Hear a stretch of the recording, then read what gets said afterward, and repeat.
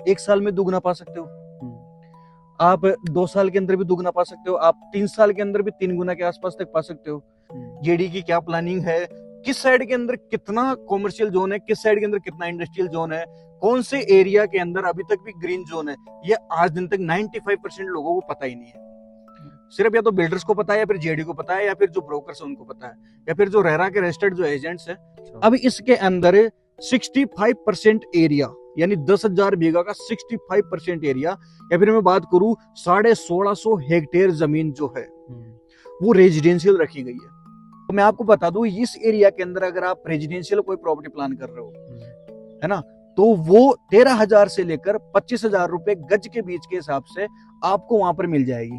अगर आप 300 feet road के टच के अंदर ले रहे हो तो वहां पर आपको काफी जगह ऐसा देखने को मिलेगा कि वहां पर आज 20,000 22,000 रुपए गज के अंदर कॉमर्शियल प्लॉट्स मिल रहे हैं, बहुत बड़े बड़े, जिनके साइज है 3,000 गज, 4,000 गज, 5,000 गज। नमस्कार दोस्तों, मैं विष्णु चौधरी, मेरे YouTube चैनल पर आप सभी का हार्दिक स्वागत करता हूं। आज आपको मैं ऐसी सक्सेस से मिलाने जा रहा हूं जो जयपुर, बम्बई, कोटा और अजमेर में 70 प्लॉट सोल्ड आउट कर चुके हैं। 5 साल का रियल एस्टेट में एक्सपीरियंस है। इनका 5 साल का कैसा एक्सपीरियंस रहा है वो जानेंगे। नमस्कार भगत जी, आपका स्वागत है हमारे YouTube चैनल पर। नमस्कार सर, कैसे हैं सब आप? बस बढ़िया सर, बढ़िया। दोस्तों, आप सब तो मुझे जानते ही हैं, मेरा नाम भगत सिंह है और विष्णु जी ने मेरे से रिक्वेस्ट की थी कि भाई साहब आप एक बार आइए और हम कुछ नया और क्रिएटिव करने वाले हैं जयपुर के अंदर, थोड़ा बहुत उसके बारे में लोगों को बताइए। इस वीडियो के माध्यम से हम यही जानेंगे कि आपको जयपुर में कौन सी ऐसी लोकेशन है जहां पर इन्वेस्ट करना चाहिए। भगत जी, मेरा पहला क्वेश्चन है कि जयपुर में क्लाइंट कहाँ इन्वेस्टमेंट करे? देखो विष्णु जी, बात ऐसी है कि जयपुर में 2024, 2025, 2026 ये जो साल है ना, ये जो ईयर्स है, ये गोल्डन अपॉर्चुनिटी है। जयपुर के अंदर आप कहीं पर भी पैसा इन्वेस्ट करोगे, वहां से आपको लगभग ज्यादा नहीं तो आपको 1.5 से 2 गुना रिटर्न तो आपको मिलेगा ही मिलेगा। लेकिन ऐसा नहीं है कि आप जयपुर सिटी से 70 किलोमीटर दूर जाकर आप प्रॉपर्टी में इन्वेस्ट कर रहे हो, या फिर आपके जो भी क्लाइंट हो जयपुर सिटी से बहुत बाहर जाकर इन्वेस्ट कर रहे हैं, या फिर रिंग रोड से 15-20 किलोमीटर के बाहर के एरिया में इन्वेस्ट कर रहे हैं, तो वहां पर जो उनको रिटर्न मिलेगा उतना नहीं मिलेगा। लगभग वो जो ऐसे एक उदाहरण के तौर पर मानते हैं अपन, अगर वो 20 लाख रुपए इन्वेस्ट करते हैं तो आने वाले 10 सालों के अंदर उनके जो 20 लाख रुपए इन्वेस्ट किए हैं वो लगभग 50 लाख के आसपास ही होंगे, अगर वो रिंग रोड से 15-20 किलोमीटर बाहर के एरिया में इन्वेस्ट करते हैं तो। और यही बात अगर अपन देखें तो जयपुर में बहुत सारी ऐसी लोकेशंस है जिनके ऊपर आप 1 साल में दुगना पा सकते हो, आप 2 साल के अंदर भी दुगना पा सकते हो, आप 3 साल के अंदर भी 3 गुना के आसपास तक पा सकते हो। बस डिपेंड करता है कि आपका बजट क्या है। दूसरी चीज, आप किस एरिया के अंदर इन्वेस्ट करना चाह रहे हो। क्योंकि कभी कभार ऐसा होता है ना, मैंने 5 साल के रियल एस्टेट के एक्सपीरियंस से सीखा है कि जो लोग सवाई माधोपुर के हैं ना, उनको टोंक रोड के ऊपर चाहिए, जो लोग आगरा रोड के हैं, जो लोग आगरा के हैं उनको आगरा रोड के ऊपर चाहिए, जो लोग सीकर झुंझुनू की साइड के हैं उनको सीकर झुंझुनू साइड में चाहिए, और जो लोग दिल्ली से आ रहे हैं अभी अपने जयपुर के अंदर उनको साला दिल्ली रोड के ऊपर चाहिए, और कहीं उनको चाहिए ही नहीं। उनको ये नहीं पता कि वो जिस रोड के ऊपर ले रहे हैं वहां पर कोई फ्यूचर ही नहीं है। तो गलती क्या कर देते हैं अपन ये सोचते हैं यार अपन सीधा आगरा रोड से अपन सीधा आगरा से आ रहे हैं और आगरा रोड पे एंट्री करते अपना खुद का एक घर हो जाएगा, तो अपन वहां पर एक प्लानिंग कर लेते हैं एक घर की। लेकिन क्या वहां पर इन्वेस्ट करना सही है या नहीं है, इसके बारे में क्या लोग आजकल रिसर्च नहीं करते, और रिसर्च करे भी कैसे, क्योंकि देखो आज के जमाने के अंदर क्या है, किसी के पास इतना टाइम भी नहीं है, और टाइम के साथ साथ अगर बात करूं मैं तो इतनी ज्यादा नॉलेज भी अवेलेबल नहीं है। जेडी की क्या प्लानिंग है, किस साइड के अंदर कितना कॉमर्शियल जोन है, किस साइड के अंदर कितना इंडस्ट्रियल जोन है, कौन से एरिया के अंदर अभी तक भी ग्रीन जोन है, ये आज दिन तक 95% लोगों को पता ही नहीं है। सिर्फ या तो बिल्डर्स को पता है, या फिर जेडी को पता है, या फिर जो ब्रोकर्स है उनको पता है, या फिर जो रेरा के रजिस्टर्ड जो एजेंट्स है उनको पता है। तो मैं आपको बता दूं कि देखो जयपुर के अंदर अभी 3-4 ऐसी लोकेशंस है जहां पर आप पैसा इन्वेस्ट कर सकते हो। पहले मैं लूंगा टोंक रोड। टोंक रोड का फ्यूचर बहुत ब्राइट होने वाला है। ये रोड ऐसी है कि आज 2024 के अंदर आप अगर इसमें इन्वेस्ट करते हो तो 2025 तक ही आपको शायद हो सकता है दुगना भी दे दे, 2025 के एंड तक, या फिर 2026 के मिड तक भी आपको ये 2 गुना तक दे सकती है। इतना ज्यादा पोटेंशियल है इस जमीन के अंदर, इस रोड के ऊपर। दूसरी चीज अगर मैं बात करूं तो कालवाड़ रोड वाला बेल्ट सबसे शानदार है। अभी जो माचवा है ना, माचवा का जो इलाका है उससे आगे तक जहां तक रिंग रोड बनेगी कालवाड़ थाने के पास से होते हुए, वहां तक का पूरा एरिया खाली है। तो वहां पर आपके क्लाइंट्स बड़ी बड़ी जमीनें भी ले सकते हैं। अभी एग्रीकल्चर लैंड्स भी वहां पर काफी ज्यादा सेल आउट हो रही है बहुत ही सही रेटों के ऊपर, और वो प्लॉट्स वगैरह भी वहां से बुआई कर सकते हैं। प्लॉट्स भी अभी वहां पर जेडी और रेरा के बहुत ही रीजनेबल रेट्स के अंदर है। तीसरी रोड की अगर मैं बात बताऊं तो आपको दिल्ली टू जयपुर रोड है। ये एक ऐसी रोड है जिसका आने वाले 10 साल के अंदर फ्यूचर बहुत नेक्स्ट लेवल ब्राइट होने वाला है। जैसा टोंक रोड का ब्राइट होगा ना, सेम डिट्टो उस रोड का ब्राइट होगा। अब दिल्ली रोड का क्यों ब्राइट होगा? क्योंकि वहां पर चौक के अंदर एक स्टेडियम आ रहा है, देश का दूसरे सबसे बड़ा स्टेडियम बन रहा है वहां पर, और उसको बनने में लगभग अभी 4 से 5 साल लगेंगे। 2028-29 तक वहां पर वो स्टेडियम बन के चालू भी हो जाएगा, वहां पर क्रिकेट वगैरह भी होने लगेगा। भगत जी, आपने बताया कि टोंक रोड पर दुगना रिटर्न मिल जाएगा। आने वाले टाइम पे कौन से एरिया में दुगना रिटर्न मिलेगा? देखो विष्णु जी, बात ऐसी है कि टोंक रोड तो अपने टोंक तक काफी लंबी है। हाँ वैसे तो है। और ये रिंग रोड के अंदर तक तो देखो 200 फीट की है। जहाँ से अपने पास से आ रही है, टोंक फाटक से जहाँ से आ रही है, मात्र 200 फीट की रोड है। फिलहाल टोंक फाटक से अपने ये जो B2 बाईपास है वहां तक 160 फीट की है, फिर इसके आगे तक ये 200 फीट की है, सीधा रिंग रोड तक। अब रिंग रोड से जैसे ही अपन लोग बाहर निकलते हैं, वहां से ये 500 फीट का ग्रीन फील्ड एक्सप्रेस वे बन जाता है, जिसके अंदर 300 फीट की तो ये रोड रहेगी, उसके साथ में ही इसके लेफ्ट हैंड और राइट हैंड साइड यानी रोड के दोनों साइड 100 फीट के ग्रीन कॉरिडोर रहेंगे, ग्रीन जोन रहेंगे, या फिर अपन कहेंगे भाई पार्किंग का एरिया रहेगा। अच्छा, रिंग रोड के बाहर की तरफ? हाँ, रिंग रोड के बाहर वाली जो टोंक रोड है ना, उसके ऊपर। अभी ये क्यों बनाया जा रहा है, मैं आपको वो भी बता देता हूँ। आज के समय के अंदर जो मेन जो 200 फीट की रोडें भी है ना सिटी के अंदर, वहां पर जितनी भी जो कॉमर्शियल शॉप्स है, वहां पर सिंगल कॉमर्शियल एरिया के अंदर या फिर जितने भी कॉमर्शियल शॉप है वहां पर कार की पार्किंग है ही नहीं वहां पर। तो इस प्रॉब्लम को ध्यान में रखते हुए रिंग रोड के बाहर के एरिया के अंदर जब भी वो डेवलप होगा आने वाले 5-7 साल या 10 साल के अंदर, तो वहां पर ये सारी समस्याओं का सामना ना करना पड़े। अगर कोई व्यक्ति वहां पर बड़ा हॉस्पिटल बना रहा है तो उसके पास एक सर्टेन अमाउंट के अंदर कार पार्किंग की व्यवस्था होनी चाहिए, सर्टेन अमाउंट के अंदर वहां पर व्हीकल्स की पार्किंग की व्यवस्था होनी चाहिए, तब जाकर शायद इस ट्रैफिक से अपने को निजात मिल जाएगी। दूसरी चीज मैं आपको बताऊं कि रिंग रोड से जस्ट बाहर निकलते ही अपना शिवदासपुरा वाला एरिया स्टार्ट हो जाता है। अब शिवदासपुरा से आगे की तरफ हम थोड़ा चलते हैं तो शिवदासपुरा टोल प्लाजा आता है। टोल प्लाजा से थोड़ा सा और आगे चलते हैं तो चाकसू का एंट्री गेट आता है, जिसको चाकसू का द्वार भी कहते हैं। तो चाकसू के द्वार के लगभग 1.5 से 2 किलोमीटर अंदर तक अपन अगर इन्वेस्ट करते हैं तो अपने को बहुत ही अच्छा रिटर्न मिलेगा। इसके पीछे एक सबसे बड़ा मेन रीजन ये है कि जेडीए वहां पर स्पेशल इकोनॉमिकल जोन की प्लानिंग कर रहा है। अब इस जोन में क्या है, जेडीए ने 4-5 चीजें बांटी है, जैसे कि इंडस्ट्रियल जोन अलग रहेगा इस जोन के अंदर, इसके अंदर कॉमर्शियल जोन अलग रहेगा, इसके अंदर वाटर बॉडीज एरिया अलग रहेगा, इसके अंदर एग्रीकल्चर जोन अलग रहेगा, इसके अंदर रेजिडेंशियल जोन अलग रहेगा। और ये सारे के सारे एरिया के अंदर 100 फीट से लेकर 300 फीट की बड़ी बड़ी रोड रहेगी इसके अंदर। तो आप ये देखो विष्णु जी कि 2004 के अंदर ये जो टोंक रोड शिवदासपुरा बाड़ा पदमपुरा के साथ 20 गांवों को मिलाकर ग्रीनफील्ड एयरपोर्ट के लिए गवर्नमेंट ने वहां पर जमीन एक्वायर की थी, है ना।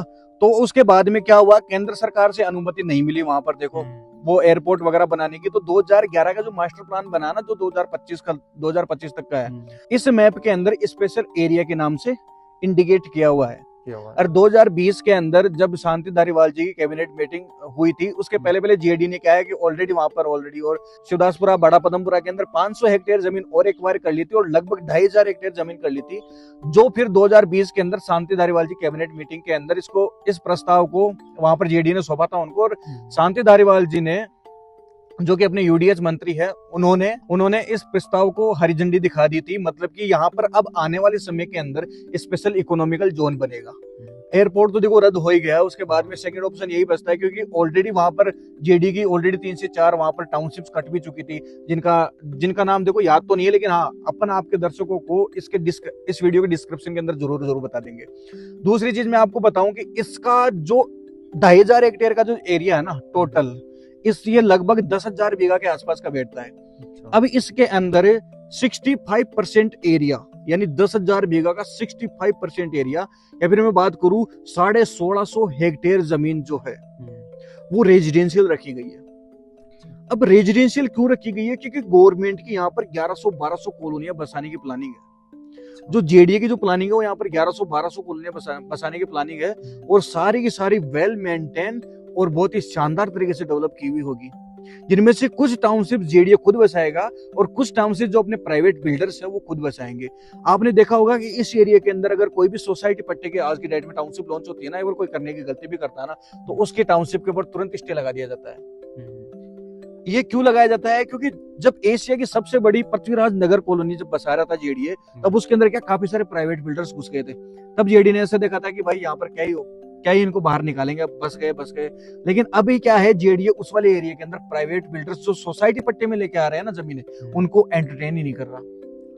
उनकी जमीनों के ऊपर तुरंत स्टे लगा रहा है और तुरंत उन जमीनों को अपने अंडर में ले रहा है। क्योंकि यहाँ पर ये लोग, यहाँ पर जेडीए ना बहुत ही सिस्टमेटिक तरीके से पूरी बसावट करेगा। भगत जी, जैसे कि रेजिडेंशियल की और हाँ एक मिनट भगत जी हाँ भगत जी, रेजिडेंशियल प्लॉट्स की रेट क्या रहेगी वो जेडीए एंड रेरा से अप्रूव्ड हो इस एरिया के अंदर? देखो विष्णु जी, बात ऐसी है कि वहां पर जो जेडीए एंड रेरा से जो अप्रूव्ड प्रॉपर्टीज है वो ऑलरेडी प्राइवेट बिल्डर्स के पास है। अच्छा। और एक्स बिल्डर्स वहां पर आज की डेट में वर्क कर रहे हैं और सब अपने अपने लेवल के ऊपर बहुत ही अच्छा डेवलपमेंट करके दे रहे हैं। तो डिपेंड करता है कि उनका डेवलपमेंट कैसा है, उस डेवलपमेंट के आधार पर उस एरिया के अंदर जो भी टाउनशिप आ रही है ना, उसकी प्राइस डिसाइड होती है। क्योंकि देखो सबसे मोटा जो आज की डेट में पैसा लगता है ना रेरा आने के बाद में, वो डेवलपमेंट के ऊपर ही लगता है। तो मैं आपको बता दूं, इस एरिया के अंदर अगर आप रेजिडेंशियल कोई प्रॉपर्टी प्लान कर रहे हो, है ना, तो वो 13,000 से लेकर 25,000 रुपए गज के बीच के हिसाब से आपको वहां पर मिल जाएगी। अगर आप 300 फीट रोड के टच के अंदर ले रहे हो, तो वहां पर आपको काफी जगह ऐसा देखने को मिलेगा कि वहां पर आज 20,000 22,000 रुपए गज के अंदर कॉमर्शियल प्लॉट्स मिल रहे हैं, बहुत बड़े बड़े, जिनके साइज है 3,000 गज, 4,000 गज, 5,000 गज। इतने बड़े बड़े साइज के वहां पर आपको 300 फीट जो रोड है उसके ऊपर आपको मिल रहे हैं। तो ये अभी क्या है, वहां पर सोने पे सुहागा है। आज की जो रेटें है ना, वो सेम रेटें आज के 2014-15 के अंदर जगतपुरा के अंदर हुआ करती थी। और अब आप खुद देखो जगतपुरा को कितने शानदार तरीके से गवर्नमेंट ने डेवलप किया है। अब बारी है अपने शिवदासपुरा, बाड़ा पदमपुरा की, जज्जरपुरा की, इनकी जुझारूपुरा की, इनकी, इनसे पूरे 20-22 गांवों की बारी है जिसके अंदर स्पेशल इकोनॉमिकल जोन बनेगा। क्या भगत जी, जैसे मिडिल क्लास के लोग भी वहाँ पे इन्वेस्टमेंट कर सकते हैं? देखिए विष्णु जी, वहां पर मिडिल क्लास के नहीं, हर टाइप के लोग वहां पर इन्वेस्ट कर सकते हैं। और देखो, अगर मिडिल क्लास के लोग करते हैं तो उनकी जो इनकम है ना, उसके अंदर बहुत ही भारी इफेक्ट पड़ने वाला है। वो कैसे कि जैसे मान लो आज की डेट में वो वहां पर कोई 15 लाख के अंदर या फिर 20 लाख की कोई प्रॉपर्टी परचेज करते हैं, चाहे वो 100 गज हो, चाहे वो 80 गज हो, चाहे वो 150 गज हो, 200 गज हो, डजेंट मैटर। बस मैटर ये करता है कि वो जेडीए एंड रेरा से अप्रूव्ड होनी चाहिए और कितने फीट रोड की वो जमीन है। यानी अगर वो गेटेड टाउनशिप में भी ले रहे हैं तो कितने फीट रोड की वो गेटेड टाउनशिप है, डिपेंड ये भी करता है उसके अंदर फैक्टर। और अगर वो उसको लॉन्ग टर्म के लिए ले रहे हैं तो आप मेरा यकीन मानिए, एक छोटे से कैलकुलेशन से उनकी पूरी की पूरी सोच बदल सकती है। यानी कि वो 20 लाख रुपए जो इन्वेस्ट करेंगे आने वाले 10 साल के अंदर, वो सेम 20 लाख रुपए लगभग 80 से 90 लाख रुपए बन जाएंगे उनके। इतना ज्यादा पोटेंशियल है उस जगह के अंदर। तो वहां पर जो मिडिल क्लास लोग हैं वो भी इन्वेस्ट कर सकते हैं, और जिनके पास अथाह पैसा पड़ा हुआ है, जैसे कि मार्केट में बहुत सारे दिग्गज भाई साहब, बहुत सारे पैसे वाले भी हैं, तो वो लोग भी वहां पर इन्वेस्ट कर सकते हैं। भगत जी, आपने कॉमर्शियल और इंडस्ट्रियल एरिया की लैंड यूज के बारे में नहीं बताया। देखिए विष्णु जी, वो भी मैं बता दूंगा आपको। अभी क्या है कि आपको पता है कि जैसे रेट्स वगैरह की इनकी काफी कुछ चर्चा हो गई अपनी, और आपके दर्शक शायद मेरे से रिलेट भी कर रहे हैं, उनको बहुत अच्छा लग रहा है कि अपन उनके साथ सही नॉलेज पहुंचा रहे हैं। तो मैं बात करूं विष्णु जी अगर कॉमर्शियल एरिया की, तो विष्णु जी देखो, कॉमर्शियल एरिया जो टोटल जमीन है ना 2,500 हेक्टेयर, उसका 6% के आसपास का एरिया रहने वाला है और लगभग 130 हेक्टेयर जमीन वो होने वाली है। अब ये जो 130 हेक्टेयर है, ये पर्टिकुलर एक जगह पे नहीं है। इस एरिया के अंदर जितनी भी 100 feet, 160 feet, 120 feet, 200 feet, 250 feet, 300 feet की जितनी भी बड़ी बड़ी रोड है ना, उन रोड के ऊपर ये कॉमर्शियल एरिया दिया गया है। हाँ, इससे क्या होगा, इससे ये होगा कि पूरी की पूरी जो 10-12 किलोमीटर जो फैला हुआ जो एरिया है, जो ये जोन, ये प्लान है, स्पेशल इकोनॉमिकल जोन है, इस एरिया पूरे के अंदर संपूर्ण रूप से कॉमर्शियल एक्टिविटीज होती रहेगी। तो आने वाले टाइम के अंदर यहाँ पर रोजगार की जो संभावना है वो भी बढ़ेगी। ज्यादातर देखो, आज की डेट में अगर किसी आईटी कंपनी को एंट्री करनी है ना जयपुर के अंदर, तो सबसे पहले देखेगी कि उसके पास में पार्किंग की व्यवस्था है या नहीं है। अगर उसके पास 500 एम्प्लॉयज काम कर रहे हैं, तो जैसे कि अभी मैं उदाहरण दूं आपको कि एयू बैंक के भी ब्रांच खुली है, यहाँ पर हेडक्वार्टर्स खुले हैं। अब उनके पास क्या है कि पार्किंग के लिए व्यवस्था नहीं थी, तो उन्होंने बगल की जमीन को खरीद लिया वहां पर, महल रोड के ऊपर अभी भी बना है। तो फ्यूचर के अंदर आने वाले समय में ऐसी कोई समस्या ना हो, पार्किंग वगैरह को लेकर या फिर किसी भी चीज को लेकर, इसलिए गवर्नमेंट ने इन 100 फीट से जितनी बड़ी बड़ी रोड है ना, सबके ऊपर कॉमर्शियल कॉरिडोर दिया है, सबके ऊपर। और विष्णु जी, ये जो कॉमर्शियल कॉरिडोर है, इसकी साइज की अगर मैं बात करूं तो अगर मान लो 100 फीट की रोड है ना, तो 100 फीट रोड पूरी छोड़ के दोनों साइडों के अंदर, इस साइड 50-60 फीट और इस साइड 50-60 फीट, दोनों साइड कॉमर्शियल कॉरिडोर रहेंगे। यानी कि रोड से आधे का हिस्सा, रोड से आधे के ज्यादा का हिस्सा अपना कॉमर्शियल कॉरिडोर के अंदर आएगा रोड छोड़ने के बाद में। तो लगभग जैसे मान लो 100 फीट की रोड है तो 50 इस साइड आ गया, कॉमर्शियल कॉरिडोर 50 इस साइड आ गया, तो लगभग 200 फीट की रोड हो गई एक प्रकार से अपन मान के। तीसरी चीज है विष्णु जी, इसके अंदर रिक्रिएशनल। अब ये होता क्या है, ये वो एरिया है जो वाटर बॉडीज के आसपास होता है, नियर बाय वाटर बॉडीज, जैसे आज नेवटा डैम देख लो, चंदलाई डैम देख लो, इन बॉडीज के जो किनारे हैं उनको बोलते हैं रिक्रिएशनल एरियाज।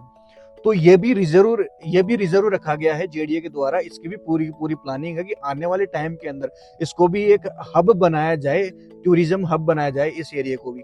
और ये जो एरिया ना विष्णु जी, लगभग 3.5-4% के आसपास का है, टोटल जमीन का 3.5 से 4% के आसपास का एरिया है। अब जैसा कि विष्णु जी आपने पूछा था कि इंडस्ट्रियल लैंड यूज, ये किस एरिया के अंदर होगा, है ना, और इसकी साइज कितनी बड़ी है, तो लगभग मैं बता दूं आपको 16 से 17% का इसका एरिया होने वाला है, और लगभग 350 से 400 हेक्टेयर के अंदर ये बनेगा।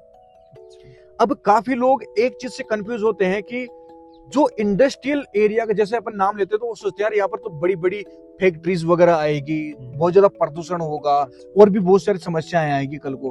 तो मैं आपके दर्शकों को एक बात बताना चाहता हूँ विष्णु जी, इंडस्ट्रियल का मतलब होता है इंडस्ट्रीज, जैसे कि आईटी इंडस्ट्रीज हो गई, एजुकेशन इंडस्ट्री हो गई, डायमंड इंडस्ट्री हो गई, गोल्ड वगैरह, जितने भी बड़ी बड़ी जो इंडस्ट्रीज है ना, जैसे रियल एस्टेट की इंडस्ट्री हो गई, इनको बोलते हैं इंडस्ट्रियल। इनका जो एक पूरा का पूरा मार्केट होता है ना, इस मार्केट को बोलते हैं इंडस्ट्रियल मार्केट। तो उस इंडस्ट्रियल मार्केट के अंदर इतनी सारी चीजें वहां पर आने वाली है कि देश विदेश से बड़ी बड़ी आईटी कंपनीज वहां पर प्लान करने वाली है फ्यूचर के अंदर, आने वाले 5 से 10 सालों के अंदर। जितना आपने महिंद्रा सेज को डेवलप होने में टाइम लगा ना विष्णु जी, उससे लगभग आधे से भी कम समय के अंदर ये जो जयपुर का नया स्पेशल इकोनॉमिकल जोन है, ये कंप्लीटली डेवलप हो जाएगा। और मैं आपको बता दूं कि ये जो एरिया है ना, लगभग 15-16% के आसपास है और टोटल एरिया का। और अगर हेक्टेयर्स के अंदर अपन बात करें तो लगभग 350-400 हेक्टेयर का पूरा एरिया फैला हुआ है। और ये पड़ेगा अपने, जैसे कि स्क्रीन के ऊपर मैप दिखा देते हैं एक बार, जैसे कि स्क्रीन के ऊपर मैप में देख रहे हैं, तो टोंक रोड के लेफ्ट हैंड साइड जो बाड़ा पदमपुरा की तरफ जो रोड जा रही है ना 200 फीट की, उस रोड के ऊपर एंड में जाकर पड़ेगा। ये उसी साइड क्यों रखा है, देखो ये तो जेडीए से पूछना पड़ेगा, क्योंकि क्रेडाई ग्रुप की मांग थी कि इस स्पेशल इकोनॉमिकल जोन के अंदर एक स्पेशल अपना इंडस्ट्रियल एरिया भी होना चाहिए। तो उसी बिहाफ के ऊपर वहां पर एक इंडस्ट्रियल एरिया भी रखा गया। अब आप लोगों को ये काफी लोग नहीं जानते इसके बारे में, क्रेडाई ग्रुप क्या होता है, तो इस टॉपिक के ऊपर अपन एक संपूर्ण रूप से पूरा चर्चा करेंगे, वो विष्णु जी के साथ ही करेंगे इस टॉपिक के ऊपर भी। और अभी विष्णु जी साथ बने रहते हैं अपन, आगे के और भी उनके कुछ सवाल है उनका भी जवाब देना है। भगत जी, एक मेरा क्वेश्चन है कि टोंक रोड पर, टोंक रोड पर किस टाइप की प्रॉपर्टी में इन्वेस्टमेंट करे क्लाइंट्स? देखिए विष्णु जी, डिपेंड करता है कि क्लाइंट की थिंकिंग क्या है। दूसरी चीज डिपेंड करती है क्लाइंट का बजट क्या है। तीसरी चीज ये डिपेंड करती है कि वो जिस लोकेशन के ऊपर टोंक रोड के ऊपर ले रहा है, वो 100 फीट रोड की टाउनशिप के ऊपर ले रहा है, 200 फीट रोड की टाउनशिप पे ले रहा है, 300 फीट रोड की टाउनशिप पे ले रहा है। डिपेंड इन सब चीजों के ऊपर करता है। और अगर क्लाइंट का अच्छा खासा बजट है तो वो कॉमर्शियल के अंदर जाए, मेरा तो कहना ही है। अब कॉमर्शियली क्यों, किसी भी एरिया के अंदर, जैसे अगर आज अपन जगतपुरा की बात कर लेते हैं, एक बार जगतपुरा अभी बसा है, तो इसके अंदर जो 200 फीट की जो महल रोड है ना, इसका लेफ्ट हैंड साइड और राइट हैंड साइड कौन सा कॉरिडोर है? कॉमर्शियल कॉरिडोर है। और अगर इसके लेफ्ट और राइट हैंड साइड अगर गज के अंदर जमीनों के भाव की बात करूं तो आपसे क्या हो सकती है वहां पर? मैंने वहां पर इंक्वायरी की थी विष्णु जी, लगभग 3 से 4 लाख रुपए गज की रेट है वहां पर। 3 से 4 लाख रुपए, यानी आज की डेट के अंदर रिंग रोड के बाहर जो 300 फीट के जो टोंक रोड है, वहां पर 20-22 हजार रुपए के अंदर जो कॉमर्शियल प्लॉट मिल रहे हैं, सेम उसी साइज के प्लॉट रिंग रोड के अंदर जगतपुरा वाली साइड के अंदर, महल रोड के अंदर लगभग 3 से 4 लाख रुपए गज के हिसाब से मिल रहे हैं। अब कहां तो 20,000 और कहां पर 3 से 4 लाख। और जगतपुरा को बसे हुए कितने साल हुए? 10 साल। अपन एक छोटा सा अनुमान लगाते हैं कि चलो जो रिंग रोड का बाहर का जो एरिया है, जो 10 साल में नहीं बस रहा, वो 15 साल में बस रहा है। अगर आपको 20,000 रुपए गज में आज ली हुई प्रॉपर्टी उस एरिया के अंदर 15 साल बाद में अगर आपको 4 लाख रुपए गज तक का प्रॉफिट देके जाएगी, तो वो प्रॉपर्टी आपके लिए बुरी है या अच्छी है? अच्छी है। अच्छी है ना। इसी को लोग आज की डेट में क्या समझ नहीं पाते हैं, और समझ क्यों नहीं पाते? देखो इसके पीछे बहुत बड़ा कारण है कि वहां पर लोग है ना, वहां पर अभी क्या इतना ज्यादा डेवलपमेंट है नहीं, तो लोग ये सोचते हैं यार यहाँ पर पता नहीं क्या ही गवर्नमेंट डेवलप करेगी। लेकिन और मैं आपको एक और बताऊं, लोगों के दिमाग में जंग लग चुकी है इस बात की कि रिंग रोड के बाहर तो क्या ही डेवलपमेंट करेगी, लेकिन उनको ये नहीं पता कि आज के समय के अंदर जयपुर हर 10 साल के अंदर 5-6 किलोमीटर बाहर ही जा रहा है। हर 10 साल के अंदर 5-6 किलोमीटर बाहर जा रहा है आज के समय के अंदर जयपुर। पहले हर 10 साल के अंदर 1 से 1.5 किलोमीटर बाहर जाता था, और आज देख लो जयपुर मेन जयपुर का जो पॉइंट है, जयपुर जंक्शन है, जो जयपुर अपनी सिटी है, वहां से 70 किलोमीटर दूर तक जेडीए का एरिया लगता है। अब आप सोच के देखो कि जो 2047 का जो मास्टर प्लान लाएगा जेडीए, उसके अंदर कितनी कुछ चीजें और अपने को नई देखने को मिलेगी। शायद हो सकता है कि बड़े बड़े जो टावर्स है, जो स्काई टावर्स है, वो टोंक रोड के ऊपर 2-3 आ जाए।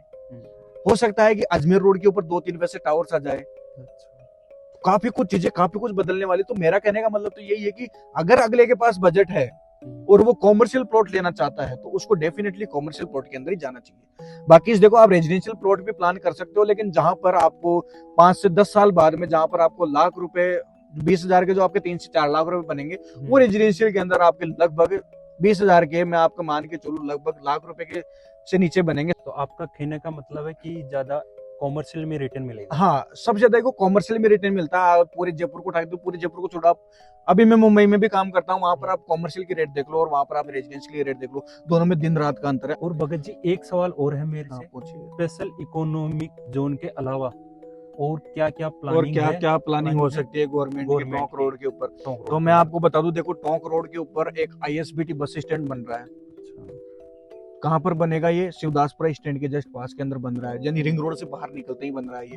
दूसरी चीज, 50 बेडों का सुपर मल्टी स्पेशलिटी हॉस्पिटल बन रहा है वहां पर, ताकि जो भी, अगर देखा जाए तो आज क्या है, वहां पर टोंक रोड से SMS तक पहुंचना खैर इतना ज्यादा मुश्किल तो नहीं है, लेकिन कभी कभार ऐसा होता है कि कोई मरीज अपना कुछ ज्यादा ही क्रिटिकल कंडीशन के अंदर है, तो उनके लिए वहां पर वो सारी सुविधाएं मिल जाएगी जो आज के समय में SMS के अंदर है। और ऐसा हर रोड के ऊपर कर रही है गवर्नमेंट, रिंग रोड के बाहर वाले एरिया के अंदर। तीसरी चीज मैं आपको बता दूं कि जो अपना शिवदासपुरा वाला जो चंदलाई डैम है, उसको गवर्नमेंट की प्लानिंग है कि उसको बढ़िया तरीके से टूरिस्ट स्पॉट बनाया जाए, ताकि वहां पर आने वाले समय के अंदर क्या है, थोड़ा टूरिज्म भी बढ़े वहां पर। और पास में मैं आपको बताऊं, बाड़ा पदमपुरा के अंदर दिगंबर जी का जैन मंदिर है, और बहुत ही खूबसूरत और बहुत ही भव्य वो बना हुआ है। और इसके अलावा मैं आपको बताऊं कि जो मेट्रो की जो लाइन है सीताबाड़ी अंबाबाड़ी तक, जो सीतापुरा के अंदर जो अभी बनने वाली है, लगभग 2028-29 तक इनका काम कंप्लीट हो जाएगा।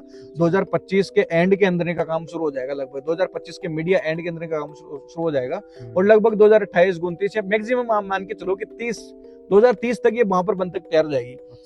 अब जब स्पेशल इकोनॉमिकल जोन बन रहा है, तो इसका जो नेक्स्ट स्टेशन बनेगा वो रिंग रोड पे बनेगा, और रिंग रोड के बाद में सीधा अपने शिवदासपुरा ग्रोथ सेंटर के अंदर जाके।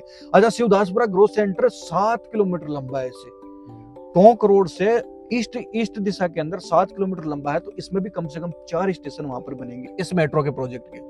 तो देखो, आने वाले टाइम के अंदर वहां की जो कनेक्टिविटी ना बहुत ही शानदार होने वाली है, इसके अंदर कोई डाउट नहीं है।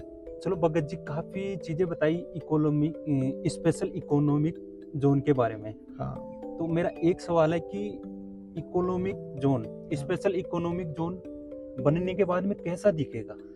देखो विष्णु जी, इसकी तो सिर्फ अपन कल्पना ही कर सकते हैं, क्योंकि देखो अपने को भी नहीं पता कि ये कैसा दिखेगा कैसा नहीं दिखेगा। लेकिन एक वेबसाइट देखी मैंने पिछले कुछ दिनों के अंदर, उसके ऊपर क्या मस्त वहां का लैंड यूज प्लान किया गया है।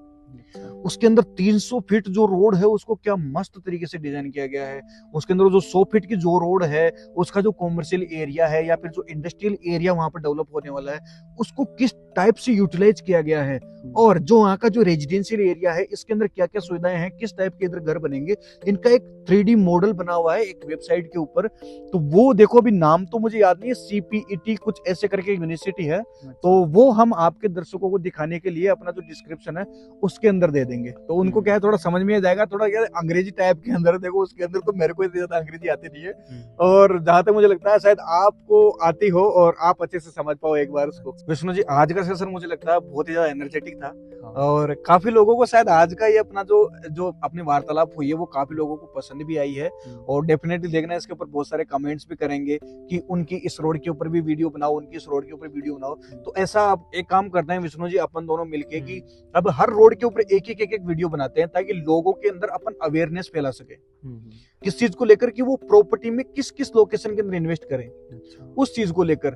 और एक बोनस पॉइंट है दोस्तों इस वीडियो के अंदर, जो मैंने इस वीडियो के अंदर नहीं बताया, लेकिन मैं 20 ऐसे गांव के नाम लिख रहा हूं जो टोंक रोड के ऊपर स्थित, रिंग रोड के बाहर निकलते ही उन 20 गांवों के अंदर, चाहे आप एग्रीकल्चर लैंड खरीदो, चाहे आप जेडीए से अप्रूव्ड प्लॉट खरीदो, चाहे कुछ भी खरीदो, चाहे आप 10 बीघा 20 बीघा 50 बीघा जितनी मर्जी उतनी लैंड खरीदो, आप आज की डेट में खरीद लो, और आने वाले 2 से 3 साल बाद में वहां पर आप रिटर्न देख लेना। और ये सारे के सारे जो विलेजेस है ना, वो मैंने इसके अंदर डिस्क्रिप्शन के अंदर दे रखे हैं, आप वहां से जाके चेक कर लीजिएगा एक बार। और आज की जो हमारी और विष्णु जी की वार्तालाप थी वो काफी अच्छी। दूसरा वीडियो विष्णु जी और मेरी आज दोपहर में बात चल रही थी, दूसरा वीडियो हम लोग दिल्ली रोड के ऊपर बनाने वाले हैं। तो दिल्ली रोड का भी मुझे देखो इतना ज्यादा नॉलेज नहीं है, लेकिन काफी अच्छा नॉलेज मैं कह सकता हूँ कि मुझे दिल्ली रोड का भी एक सर्टेन अमाउंट के अंदर काफी अच्छा नॉलेज है। तो अपन दिल्ली रोड का भी शानदार और जबरदस्त वीडियो आप लोगों के लिए यहाँ पर लेकर आएंगे। तो अभी विष्णु जी से बताते हैं कि अभी हम जाना भी है कहीं और भी, हमारी मीटिंग वगैरह है, तो अभी इजाजत लेते हैं इनसे। चलो भगत जी, आपसे बहुत कुछ जानकारी मिली टोंक रोड के निर्वाह, टोंक रोड पे इन्वेस्टमेंट पर्पज से या रेजिडेंशियल पर्पज से प्लॉट खरीदने के लिए। इस बात के लिए धन्यवाद विष्णु जी। इस बात के लिए आपको बहुत बहुत धन्यवाद जी, आपको भी बहुत बहुत धन्यवाद। तो दोस्तों, ऐसे ही वीडियो हम जयपुर की अलग अलग बड़ी रोडों के लिए ऐसा ही पॉडकास्ट बनाएंगे, हर चीज की नॉलेज मिले, आपको सही जगह इन्वेस्टमेंट करने का मौका मिले। ठीक है दोस्तों, मिलेंगे नेक्स्ट वीडियो के अंदर, तब तक के लिए जय हिंद, जय भारत। लाइक शेयर और सब्सक्राइबर्स रोकने नीचे आज इस वीडियो के ऊपर।